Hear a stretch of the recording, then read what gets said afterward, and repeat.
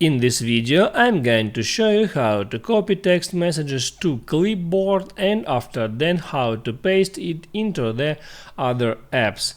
That is quite simple and easy to do, so let's begin. And first let me open up messages, and now there I need to open up some conversation. I'll select, for example, that one, and now in order to copy that message, all I have to do, I need to tap and hold on that message to come up these options, and here select copy.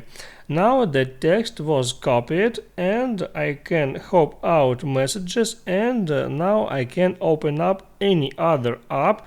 I'll select WhatsApp for it, and here I can select some conversation.